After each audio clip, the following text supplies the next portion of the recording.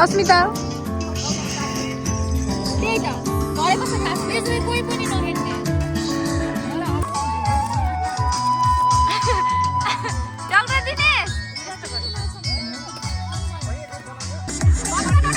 हाम्रो पार्टीसालको काटेर डाक्टर चटपटी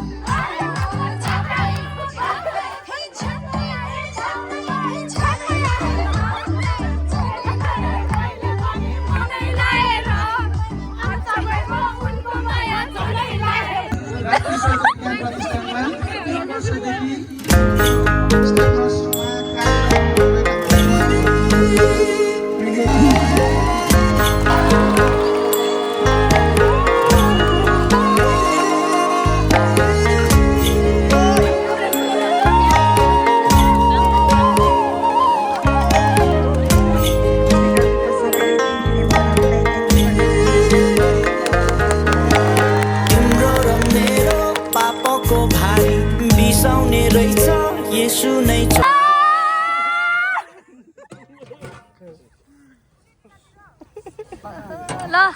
गोकुल दाई रवि दाई के भाग्दैछ यहाँ खै कुन्नी हाम्रो दाई हुनुहुन्छ यहाँ चन्दु दादा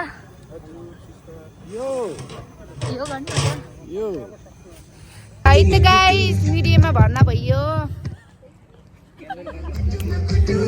अब चाहिँ नर्सिङ छोडेर मिडीतिर जानु पर्ने जस्तो छ ल मिडीको ट्रेनिङ भइरहेछ है गाइजहरु